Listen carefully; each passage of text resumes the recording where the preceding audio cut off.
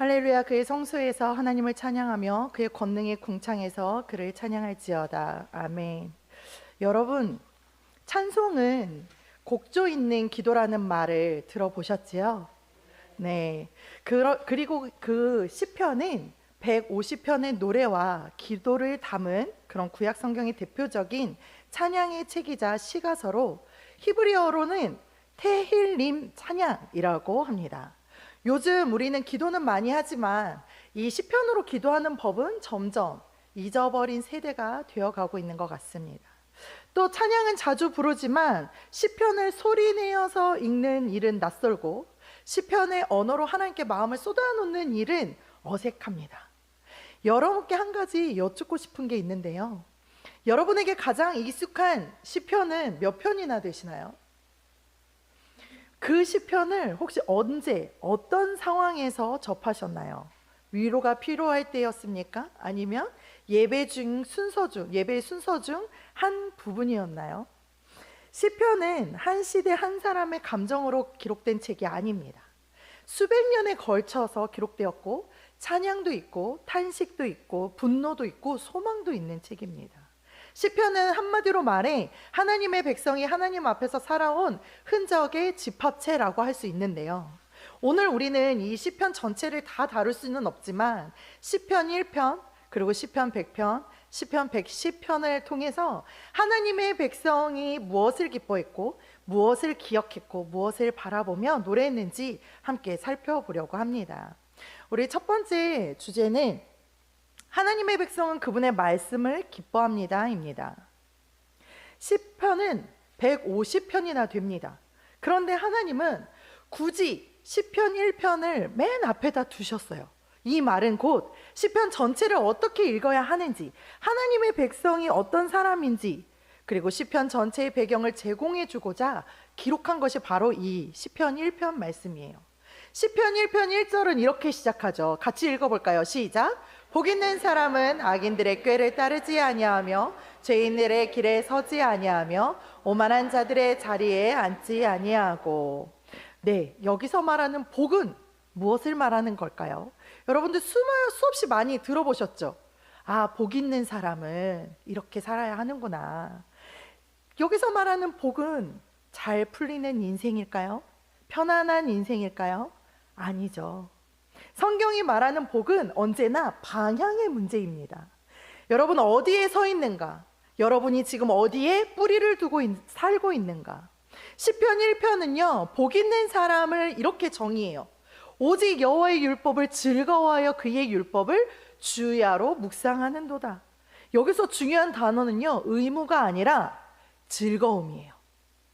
말씀은 읽기는 읽지만 즐겁지 않을 수 있잖아요. 예배를 참석은 하지만 기쁨은 없을 수 있어요. 그럼 이런 의문이 들 수 있어요. 말씀을 기뻐하면 그럼 인생이 잘 풀리는 건가?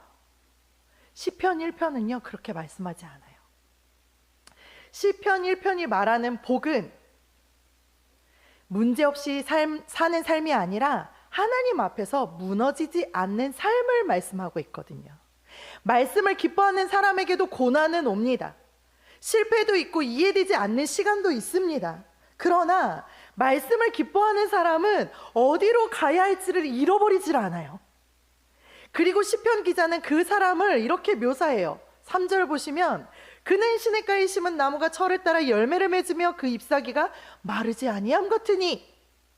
열매는 계절을 따라 맺히죠. 그런데 언제나 즉각적인 결과가 있는 건 아니에요. 맞습니까? 그러나 뿌리가 말씀에 내려간 사람은, 뿌리가 말씀에 심기운 사람은 버텨야 할 때 버티고 기다려야 할 때 기다릴 수 있다는 것입니다. 때문에 말씀을 기뻐하는 것과 그분의 길로 행하는 것은요 결코 분리될 수 없어요. 분리되지 않아요. 문제는 능력이 아니라 기쁨의 방향입니다. 우리는 무엇을 기뻐하며 하루를 살고 무엇을 붙들고 하루를 마무리하고 있는가? 요즘에 스마트폰으로 이렇게 보다가 잠이 드시는 분들 많죠. 우리 화면과 함께 하루를 마무리하는 분들이 꽤 많이 있습니다. 우리가 밤에 잠들기 전 무엇을 붙들고 하루를 마무리하는가가 결국 우리의 기쁨이 어디 있는지를 보여줍니다.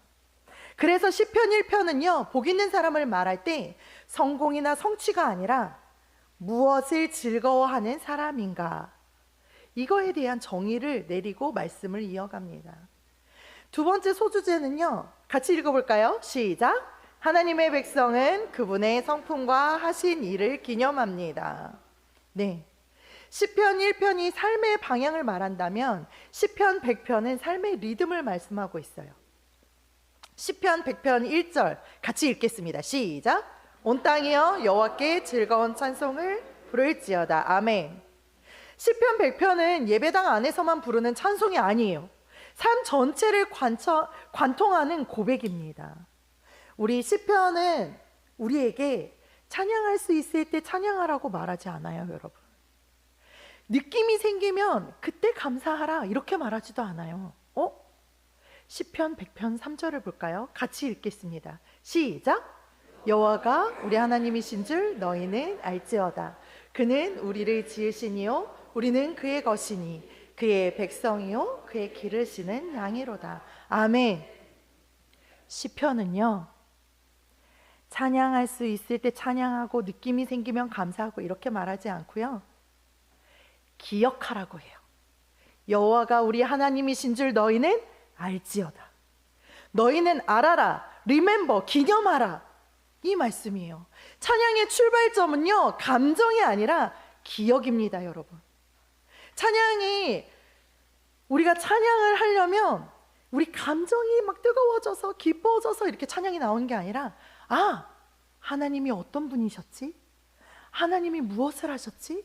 이걸 기억하면 자연스럽게 감사와 찬양의 고백이 흘러나온다는 거예요. 이거는 단순히 과거를 떠올리는 기억이 아니에요. 하나님이 누구신지 무엇을 하셨는지를 과거에서 현재로 불러오는 행위를 말씀합니다. 시편 기자는 먼저 감정을 요구하지 않아요. 느껴지면 감사해라가 아니라 사실을 먼저 상기시켜 주십니다. 하나님은 창조주이시다. 우리는 그분의 소유다. 그분은 선하시다. 그 인자하심은 영원하다. 이것이 기념입니다. 이것을 기억하라는 것입니다. 그래서 시편 기자는 하나님의 성품을 반복해서 고백해요. 5절에 보시면 여호와는 선하시고 그의 인자심이 영원하고 그의 성실하심이 대대에 이르리로다. 이 고백은 상황이 좋을 때만 가능한 고백이 아닙니다. 오히려 마음이 식고 감사가 막힐 때 우리를 다시 예배의 자리로 이끌고 있는 그런 고백이에요. 여기서 중요한 포인트가 하나 있는데요, 하나님을 기억하는 예배는요, 하나님께서 어떤 분이신지 기억하는 그 예배는 반드시 하나님의 뜻에 참여하는 삶으로 이어진다는 것입니다. 믿으십니까? 기념이 일어나면, 어떤 하나님이신지 내가 기억이 되면 그 다음은 자연스럽게 감사로 이어진다는 거죠. 감사는 억지로 만들어내는 태도가 아니라 기억의 결과인 것입니다. 하나님이 하신 일을 기억하면 내가 여기까지 온 이유를 알게 되고 인생이 우연이 아니라 은혜였다는 사실이 드러나게 되는 거죠. 시편 100편 4절 함께 읽어볼까요? 네, 없네요. 시편 100편 4절 제가 읽겠습니다. 감사함으로 그의 문에 들어가며 찬송함으로 그의 궁정에 들어가라. 아멘. 감사함으로 그의 문에 들어가며 찬송함으로 그의 궁정에 들어가서 그에게 감사하며 그의 이름을 송축할지어다. 여러분, 감사는요, 예배의 입장권이에요. 기념이 없는 감사는 공허해지고 기억이 없는 찬양은 금방 식어버립니다. 그리고 이 감사는 헌신으로 이어져요. 헌신은 더 열심히 하겠다 이런 결심이 아니에요. 여러분들 헌신 예배 드리시지요? 헌신은요, 내가 누구에게 속해 있는가를 다시 확인하는 행위입니다. 여러분들이 누구의 것입니까? 나는 내 인생의 주인이 아니다. 나는 하나님의 양이다. 나는 그분의 소유다. 그러므로 내 삶은 주님을 위한 삶이다. 이것이 헌신입니다. 기념, 감사, 헌신, 이 흐름이 끊기지 않을 때 예배는 행사로 끝나지 않고 우리의 삶으로 이어지는 것입니다. 여러분, 예배는요, 현실 도피가 아니라 하나님의 역사 속으로 다시 들어가는 시간임을 믿으시기 바랍니다. 우리가 이 현실의, 이 세상의 주관자는 누구이십니까? 하나님이시죠. 그 하나님이 내 인생의 모든 것들을 다 주관하고 계십니다. 그분은 전지전능하신 분이십니다. 그 하나님의 주관하신 그 삶 속으로 내가 예배를 통해 그 하나님의 역사 속으로 다시 들어가는 것입니다. 시편 100편은 하나님의 성품과 하신 일을 기념함으로 우리의 시선을 세상의 문제에서 떼어서 창조주 하나님께로 돌리게 하는 것입니다. 우리가 누구를 예배하는 백성인지 분명히 보여주고 있죠. 하나님이 어떤 분이신지를 기억하고 그분의 선하심과 인자하심을 기념하고 감사로 예배의 자리에 서 있는 백성. 그렇다면 이 하나님은 결국 어떤 방식으로 이 세상을 다스리시고 그분의 통치를 어디를 향해 가고 있을까요? 우리 세 번째 주제 함께 읽겠습니다. 시작. 하나님의 백성은 장차 오실 메시아를 고대합니다. 여러분, 시편 1편이 삶의 방향을 말하고 100편이 삶의 리듬을 말한다면 시편 110편은 삶의 소망과 결말을 말합니다. 이 시편은요, 단순한 찬양시가 아니에요. 신약 성경에서 가장 많이 인용된 것이 바로 시편이에요. 아셨습니까? 다윗이 성령의 감동으로 메시아를 바라보며 기록한 예언의 시편.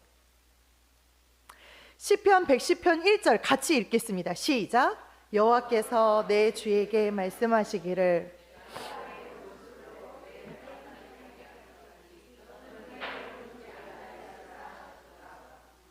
아멘. 여러분, 다윗은 왕이었죠. 왕이죠. 그런데 자기보다 더 큰 분을 향해 내 주에게 내 주라고 부릅니다. 그 말 한마디가 이미 이 시편의 성격을 규정하고 있는 거예요. 시편은 다윗의 노래지만 다윗을 넘어서는 왕, 메시아에 대한 노래입니다. 경배는 이미 오신 왕을 바라보는 고백입니다. 내 오른쪽에 앉아있으라 라는 이 말씀은요, 우리가 할 일을 멈추라는 명령이 아니라 그리스도께서 이미 모든 일을 이루셨음을 믿으라 라는 선언입니다. 이게 믿음이에요, 여러분. 그리고 이 믿음이 바로 경배의 자리입니다. 경배는 무엇입니까? 열심히 무언가를 해내는 태도가 아니에요. 하나님이 왕이심을 인정하고 내가 주인이 아님을 내려놓는 자리, 그곳이 경배의 자리예요. 그래서 시편 110편은 바쁜 사람에게 불편한 시편이에요. 어쩌면 조급한 사람에게는 더 불편할 수도 있어요. 자꾸 앉아있으라, 기다리라, 내가 하겠다 이렇게 말씀하시거든요. 경배는 하나님이 하시는 것을 지켜볼 수 있는 믿음을 말씀합니다. 우리가 고대하는 왕은 통치자이자 제사장이시죠. 시편 110편 4절 같이 읽어볼까요? 시작. 여호와는 맹세하고 변하지 아니하시 이르시기를 너는 멜기세덱의 서열을 따라 영원한 제사장이라 하셨도다. 아멘. 여러분, 이 왕은 칼만 드는 왕이 아닙니다. 심판만 하는 왕도 아닙니다. 자기 자신을 제물로 드리는 왕입니다. 이 왕은요, 통치하기 전에 먼저 찢기시고 다스리시기 전에 먼저 피 흘리셨던 그 왕이에요. 예수님은 왕으로 오셨지만 왕좌가 아니라 십자가에 앉으셨고 권세를 주장하기보다 자기 몸을 내어주셨습니다. 그래서 로마서는 이렇게 증언하죠. 그는 지금도 하늘 보좌 우편에서 우리를 위하여 간구하는 분이시다. 그리고 히브리서는 이 예수님을 영원한 대제사장, 지금도 우리를 위해 중보하시는 분으로 설명하고 있습니다. 그가 항상 살아계셔서 그들을 위하여 간구하심이라. 우리가 고대하는 메시아는요, 먼 훗날에만 등장할 그럴 왕이 아니라 지금도 우리를 위해서 일하시는 왕이십니다. 지금도 우리를 위해 기도하시는 대제사장이십니다. 믿으십니까? 경배는 미래를 도피하는 태도가 아니라 현재를 견디는 힘이에요. 시편 110편 마지막 장면을 보면요, 같이 읽겠습니다. 시작. 길가에 시냇물을 마심으로 그의 머리를 드시리로다. 아멘. 이 장면은요, 어쩌면 좀 언밸런스하죠. 아이러니해요. 왕이 전쟁을 마치고 연회에 앉아있는 모습이 아니에요. 길가에서 물을 마시는 낮아진 모습. 그러나 바로 그 다음에 뭐라고 하죠? 머리를 드신다고 말씀하죠. 이게 복음이에요, 여러분. 낮아지셨기에 머리를 드셨습니다. 죽으셨기에 부활하셨습니다. 고난이 있기에 은혜가 있습니다. 이게 복음이죠. 그래서 사도 바울은 이렇게 말씀합니다. 고린도전서 15장 17절에 만일 그리스도께서 다시 살아나지 않으셨다면 너희 믿음도 헛되고 너희가 여전히 죄 가운데 있을 것이다. 여러분, 만약에 부활이 없었으면요, 경배는 그냥 우리 위안만 됐을 거예요. 마음의 안정만 주는. 부활이 있기에 경배는 현실을 견디는 능력이 되는 것입니다.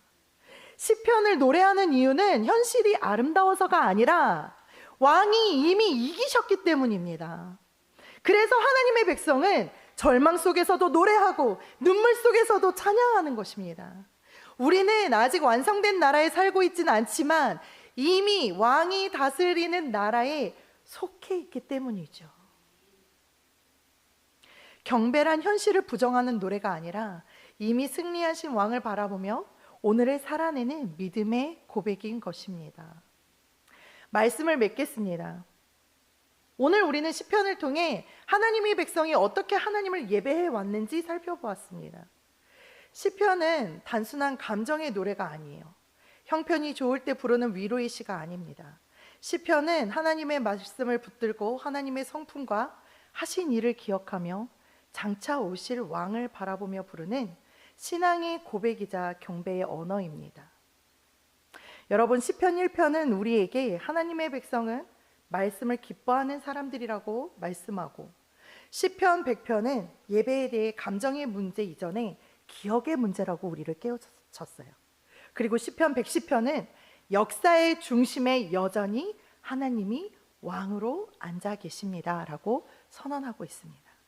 오늘 말씀을 통해 경배는 하나님의 말씀과 하나님의 사역과 하나님의 언약에 감사함으로 반응하며 하나님께 영광을 돌리는 삶의 태도임을 다시 한번 기억하시기 바랍니다. 그리고 시편은 단지 우리가 부를 노래가 아니라 예수님이 직접 부르셨던 노래였습니다. 예수님은요, 고난을 앞두고 침묵하지 않으셨어요. 분노로 외치지도 않으셨고 체념으로 무너지지도 않으셨습니다. 그분은 시편의 언어로 하나님께 기도하셨습니다. 아십니까? 예수님께서 십자가 위에서 시편을 인용하셨는데요, 뭐라고 하시죠? 엘리 엘리 라마 사막다니, 나의 하나님 어찌하여 나를 버리셨나이까. 이 말씀은 즉흥적인 절규가 아니라 시편 21편 1절을 말씀하는 거예요.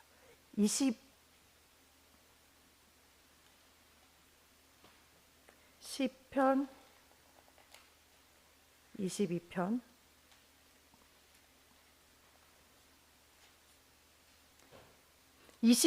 1절, 내 하나님이여 어찌 나를 버리셨나이까. 어찌 나를 멀리하여 돕지 아니하시오며 내 신음소리를 듣지 아니하시나이까.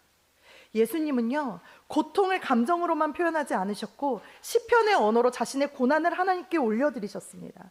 예수님은 절망의 언어를 빌려 외치신 것이 아니라 구속의 시편 전체를 십자가 위에서 기도하신 거예요. 예수님께서 마지막 숨을 거두시면서 뭐라고 하셨죠? 아버지여, 내 영혼을 아버지 손에 부탁하나이다. 이 말씀은요, 시편 31편 5절을 직접 인용하신 말씀이에요. 이것은 단순한 인용이 아니라 완전한 신뢰의 기도를 말씀하는 거죠. 십자가로 가는 길에서도 시편을 노래하셨어요. 십자가 직전의 장면에서 복음서들이 공통적으로 기록한 것이 그들이 찬미하고 감람산으로 나아가니라 라고 기록하고 있는데, 이 찬미는 유대인의 할렐 시편 113편, 118편을 가리키는 거래요. 십자가 위에서도 죽음 앞에서도 예수님의 입에는 하나님의 말씀이 있었습니다. 그리고 예수님은 시편을 노래하신 분일 뿐만 아니라 시편이 가리키던 바로 그 왕이 예수 그리스도셨습니다. 시편이 고대하던 의로운 왕, 시편이 기다리던 참된 통치자, 시편이 노래하던 그 메시아, 바로 예수 그리스도이십니다.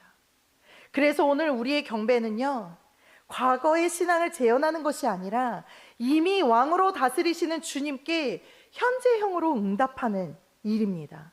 그리고 이것이 우리의 사명으로 이어지는 것입니다.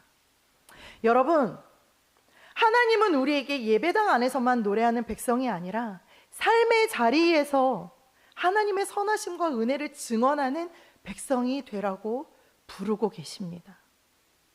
모든 피조물들과 함께 하나님을 찬양하고 아직 그 왕을 알지 못하는 이들도 이 노래에 동참하도록 초대하는 것, 이것이 오늘 우리에게 맡기신 선교적 부르심이라는 거죠. 사랑하는 성도 여러분, 시편은 끝나지 않았어요. 오늘도 하나님의 백성은 시편으로 살아갑니다. 말씀을 기뻐하고 은혜를 기억하고 왕을 기다리며 사는 삶, 이 경배의 삶이 우리 교회와 가정과 일상의 모든 자리에서 계속해서 울려 퍼지기를 주님의 이름으로 축복합니다. 제가 오늘 청년부에서 하던 설교의 순서대로 이어서 또 설교를 준비했고, 청년부에서 하는 방식대로 설교를 진행하면서 우리 청년들은 말씀이 끝나면 같이 기도를 합니다. 우리 이 시간 같이 찬양하고 통성 기도하는 시간을 가졌으면 좋겠는데요. 오늘 우리는 시편을 통해 하나님의 백성이 어떻게 하나님을 경배해 왔는지 살펴보았잖아요. 시편은 단지 노래가 아니라 하나님 말씀 앞에 서서 그분의 성품을 기억하고 장차 오실 왕을 바라보며 살아가겠다는 삶의 태도이자 고백이라고 함께 나누었습니다.